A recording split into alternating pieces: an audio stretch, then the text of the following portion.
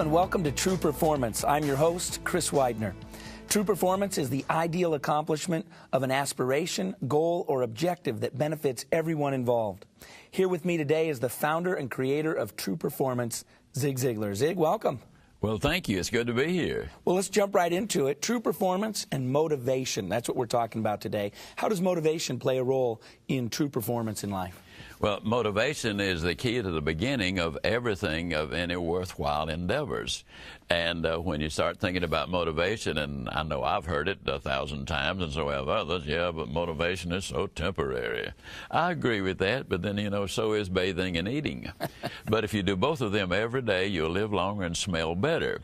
Now, if you'll keep on doing the things that got you motivated to begin with the right input in your mind, the right association, and all of those good things, then the motivation goes on and on. You can stay motivated, is what I'm saying. Let me ask you a question. When I think of motivation, I know a lot of people, when they think of motivation, the sort of default way that we picture it is sort of an emotional kind of thing. When you think about a motivational speaker, you think of large crowds and loud music, sort of an emotion-based thing. Can you tell us how it's both emotion, but it's also reason and has to do with the cognitive mind? How does that fit both sides of motivation? Well, I frequently say that motivation gets you going, but habit gets you there. And if you perform better while you're excited, enthusiastic, and motivated, why not just make the determination to make it a permanent thing? Well, hope is the foundational quality of all change, but encouragement is the fuel on which hope runs. Now, where do you get the encouragement? Good books. You can learn in an automobile university, and that's one of my favorite examples right there. I was a visiting scholar at the University of Southern California for a couple of years, and while there, they discovered that if you live in a metropolitan area and drive 12,000 miles a year, in 3 years' time, you can acquire the equivalent of 2 years of college. And the good news is you can choose the curriculum. Now, what I've built a career on is teaching people things that are not generally taught in formal education. And I always throw in, we gave our children all of the college they were willing to accept.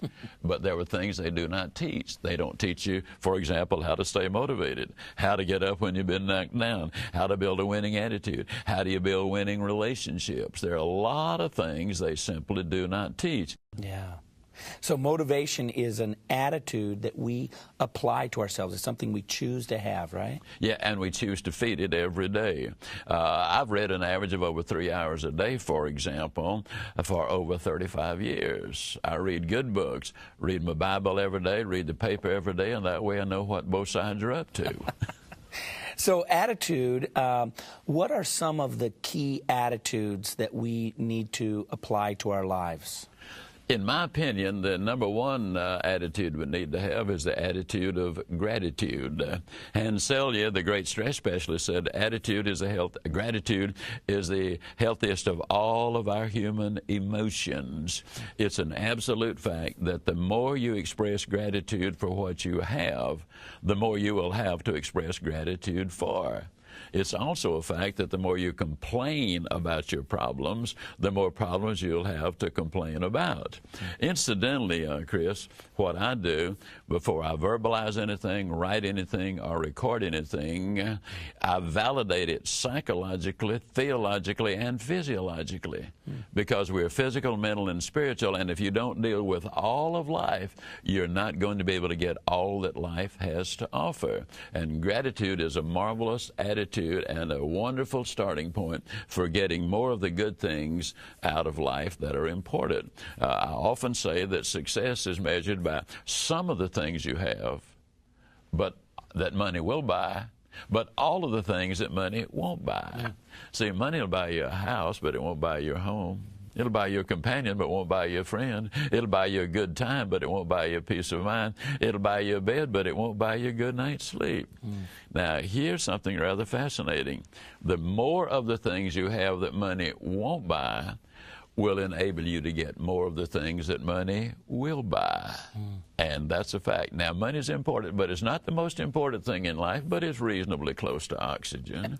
When you need it, you need it. And anybody says they're not interested in money, going to lie about other things too.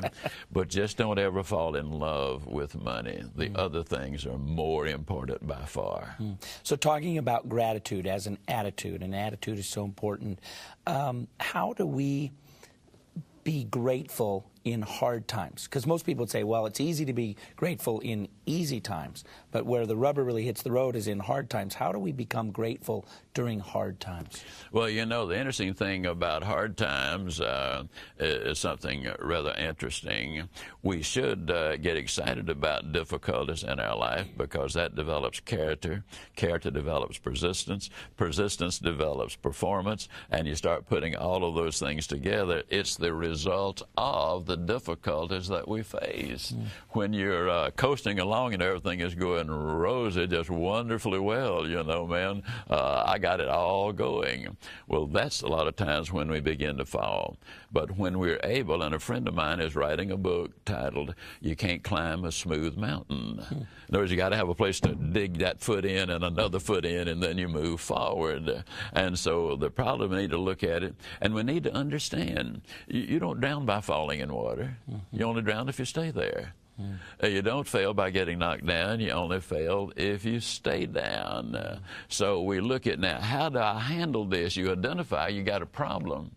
People, for example, ask me for a long time, they seldom ask anymore, if 9/11 affected my travel plans. I said, well, of course not. I don't drive my car looking in my rearview mirror. I'm not going to run my life looking over my shoulder. Besides, I happen to be a Christian, and my Bible tells me that my death date was determined before I was born.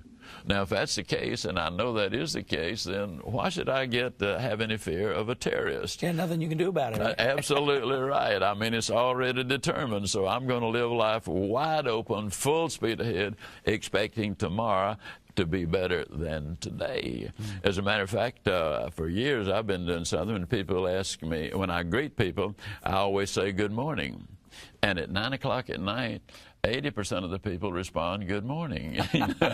They said, not morning. I said, then how come you just say morning? They said, because you said morning. Right. I said, it just proves a great point. When you go out in life looking for friends, they'll be scarce. But if you go out in life to be a friend, they'll be everywhere. Because what you send out is exactly what you get back. The message simply is that be careful about what you're sending out, unless you want to get it back yourself. And most people like to get excitement, enthusiasm, and motivation back, so send it out and you'll get it back. That's a fact. It sounds like what you're saying is that attitude isn't dependent on circumstances. That's exactly right. It depends on how you handle those circumstances. You can either respond, which is positive, or react, which is negative. When you get down, you admit that you are down. Instead of say, I'm not down, we call that denial. And denial is more than a river in Egypt. Denial is something we need to acknowledge. So we ask the question, I've been knocked down, now what do I do? Do I stay there or do I get up? If you decide to have a pity party, poor little me. Well, the bad news is very few people come to pity parties, and none of them being present. They just don't bring them. Yeah. So we need to say, how can I get out of this problem? And the reality is the foods you grow in the valley is what you'll eat on the mountaintops. The truth also is the God of the mountaintop is also the God of the valley.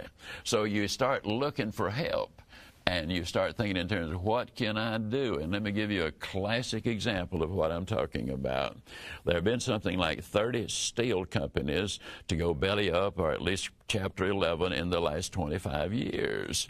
Now, there's one steel company that has been thriving during all of these years. It's called Nucor Steel. The other companies went belly up because they were complaining about the fact that the foreign governments subsidized their steel companies, and the steel they were producing was produced, therefore, more cheaply than what we could do in America. And so they complained about the problems and went belly up. Nucor Steel took a look at it and says, well, we're just grateful that steel is so heavy because it's going to cost a bunch of money to get it shipped over here. Here's what we're going to do. We're going to build high-tech small mills. We will locate them in rural areas like Utah and Nebraska and, you know, places like that. And we will hire farmers to make the steel. They know how to work already. It's easy to teach people how to make steel. It's hard to teach them how to work. The bottom line is they haven't had to lay off in many, many years, and their workers make between $75,000 and $100,000 a year. They responded to the challenge. When we complain about the problems increase. When we look at the opportunities increase. Am I trying to say it's easy? Absolutely not. It is difficult, but it's well worth considering, and it's well worth following that process. It makes all the difference in the world. One of the things that I've always enjoyed listening to you talk about is how you had noticed that there were some people, even in the Depression and the hard times, who still got wealthy. They still made it. What part did attitude play in that? And maybe you could tell that story and what you noticed early on in life. Oh, it only plays everything in it. In Yazoo City, Mississippi, heart of the Depression, small Mississippi town, I noticed as a child that some people wore nice clothes, lived in nice houses, drove nice cars. Some of them even played golf at the country club and took nice trips. And I've noticed in every decade of my life, exactly the same thing happens. Regardless of the times, if they're good, some people still have to struggle financially. If they're bad, some people still manage to survive, and not only survive, but they thrive, because they understood something which is very basic. Individually, there's nothing we can do about the national economy, but there's a great deal we can do about our personal economy.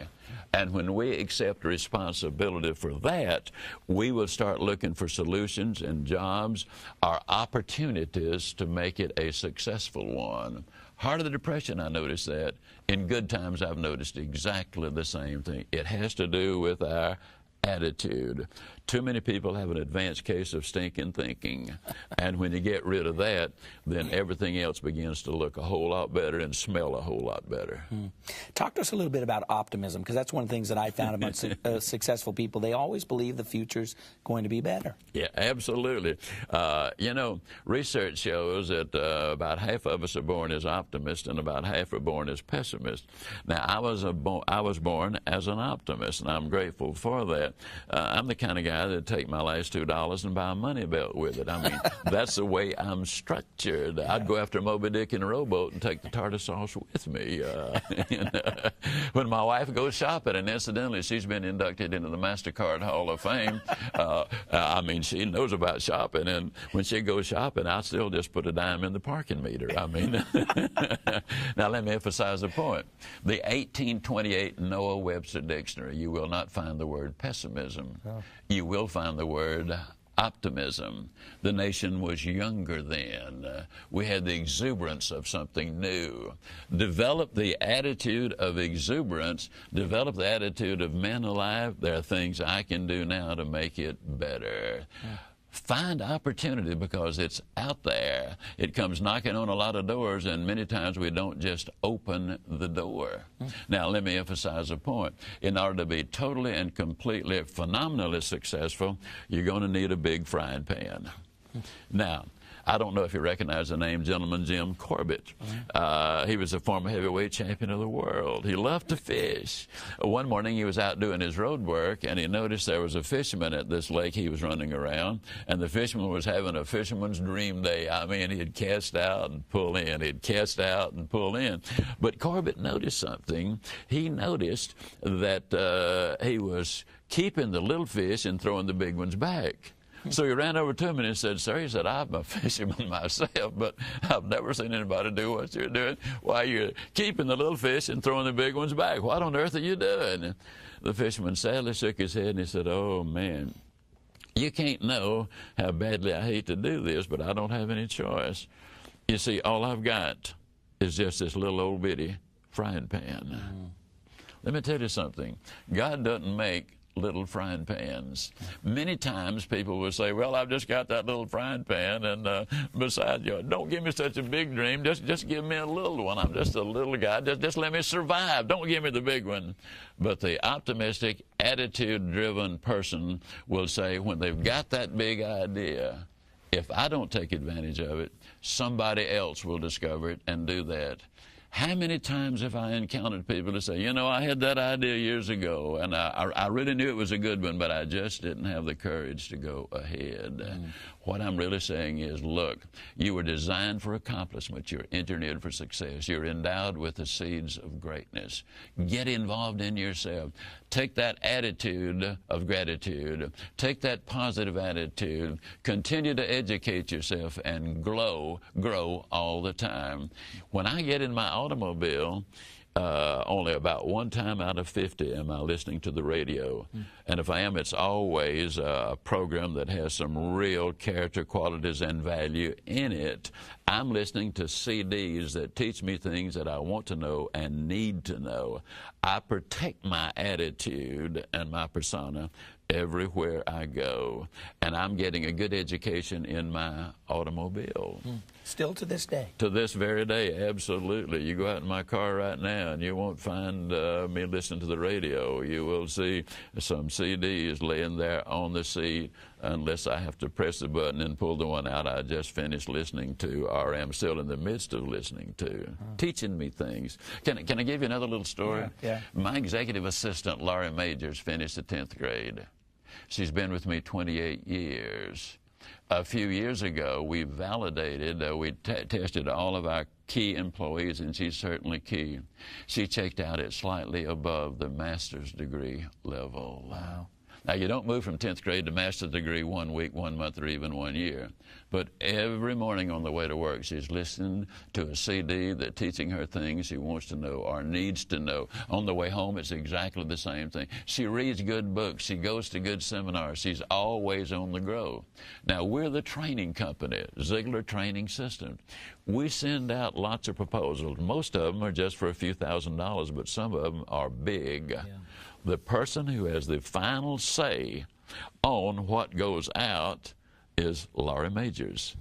And when it crosses her desk, she either puts the OK on it or no. She checks it out from a financial point of view by checking with our CPA. She checks it out legally to make certain we're on safe ground. She does it all, and then when she said, OK, it's understandable, it's easy to read and understand, I think we can let this proposal go.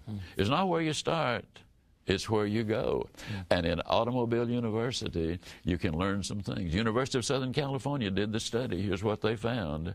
If you live in a metropolitan area, in 3 years' time, if you drive 12,000 miles a year, you can acquire the equivalent of 2 years of college education. Yes, those are goals that you can achieve. That's an attitude you can acquire right there in your automobile. You can get new knowledge, new information, and new inspiration to keep on going. Yeah. Now, you mentioned that half the people born are tendencies toward pessimism. Okay, so that means half the people watching us, statistically, would be a tendency towards pessimism. But they're saying, you're right, Zig, you fired me up, I need to change my attitude. What can those people do to begin to change the course of their life? Another true story. Birmingham, Alabama, a number of years ago, Laurie received a call from a lady there who was just really down in the dumps. She was complaining that, she hated the job she had, and she knew I was coming to town, and she knew that I could help her get out of the doldrums there, and would I please talk to her. I agreed to do so, and a few minutes before I was to speak, she showed up backstage, which were what we had asked her to do. Yeah. As she walked across the stage, I was on the other side behind the curtain, and she walked on the stage. She was just stomping her feet. I mean, I've never seen so much anger in a walk. Oh. And when she saw me, she almost started crying. Oh, I'm just so glad to see you. I got this terrible job. I just hate it. Can you do something about it? I said, and she's the kind of lady, you know, that could brighten up a whole room by leaving it, if you know what I mean. She really was. And I said, ma'am, I got an idea, and it'll work if you're willing to do it. She said, I'll try anything within reason. I said, okay.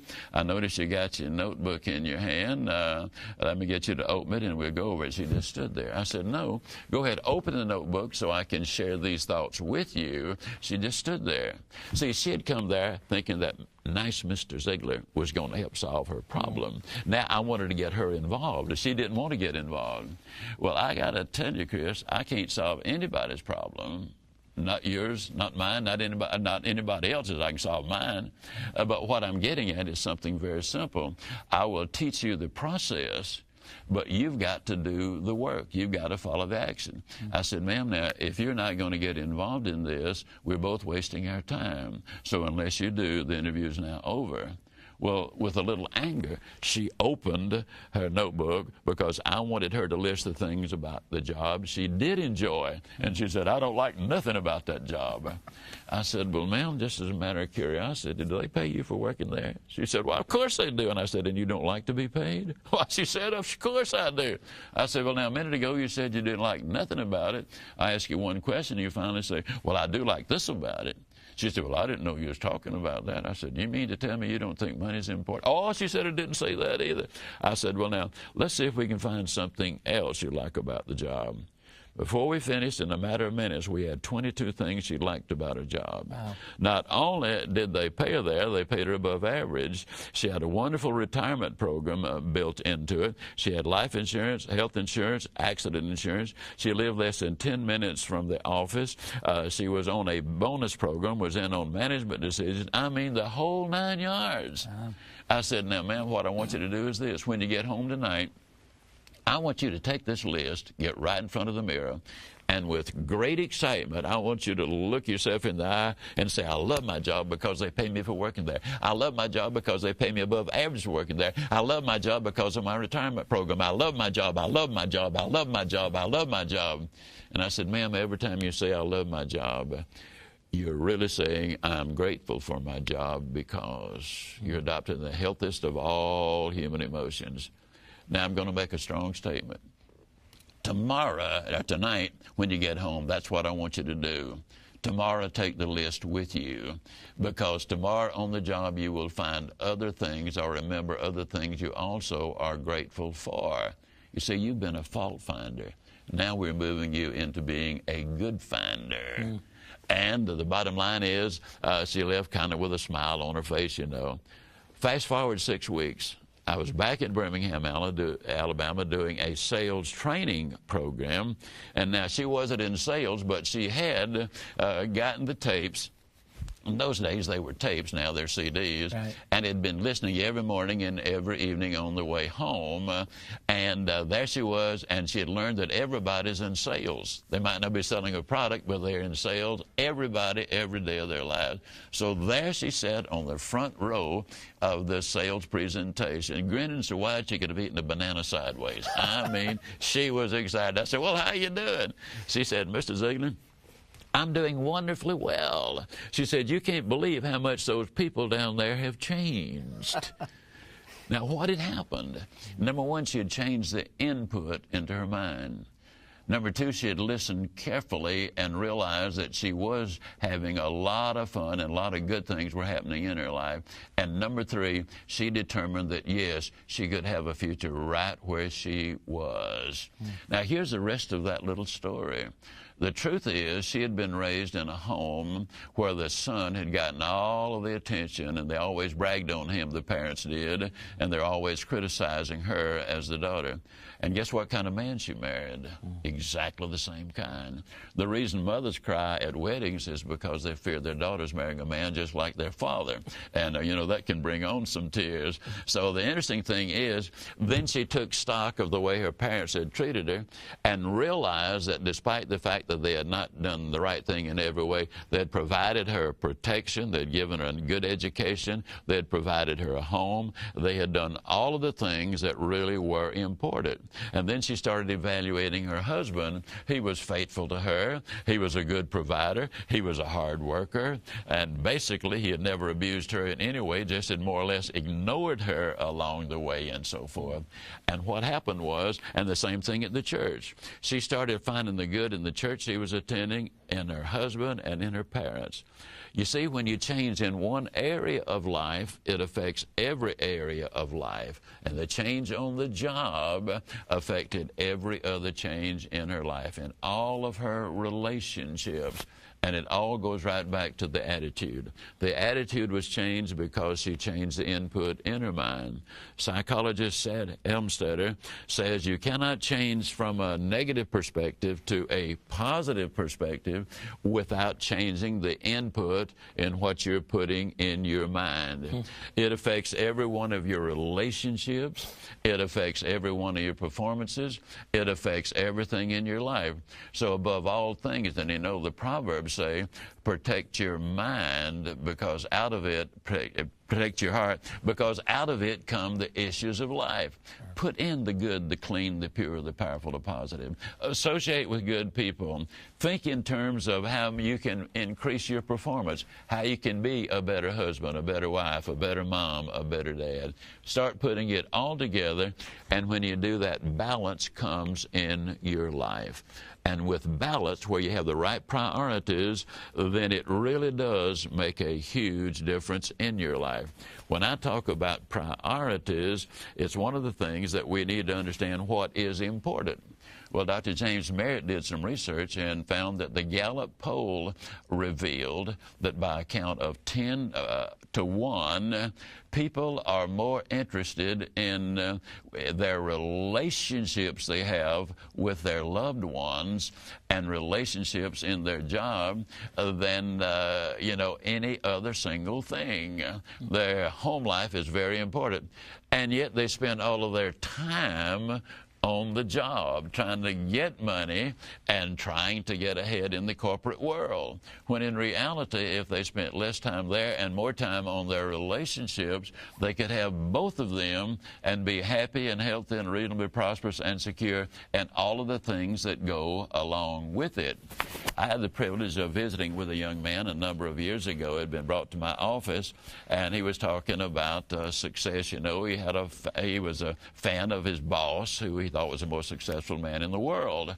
And I asked him what was success, and he identified what I talked about earlier. And I said, well, let's evaluate your boss. And we did, and we found out that he wasn't happy. He had ulcers. He was just making a whole lot of money, and that was about it. And this young man, Steve Walker, from Toronto, Canada, was there, and he was following his boss. And he finally realized that he was not really successful, and so he determined to make a change. Now, he had been working about 70 hours a week, Steve had, and so I persuaded him that if he started using his mind instead of just of his body, he could do even more, and so he agreed to do that. 6 years later, I was in Baltimore, Maryland, making a talk at a seminar, and a young man came up to me, and he said, you remember me? And I said, no, I really don't. He said, well, I was the guy that came down from Toronto, Canada. I said, you're Steve Walker? He said, yeah. I took your advice. I started using my mind instead of just my body. I found out I don't have to work 12 hours a day. I can spend less time, get better jobs, get an education. My home life dramatically improved, and I want to show you some real growth. And he pulled out this picture. And it was 6 years after he'd been in Dallas, and the picture is of his new addition to the family, who now was 4 years old. This is real growth. My family life has never been better. My public life has never been better. I'm more financially prosperous in every phase of my life because I got my priorities in order. That's all the time we have for today, and I'd like for you, our audience, to remember that your attitude is vital to your personal growth, success, and true performance.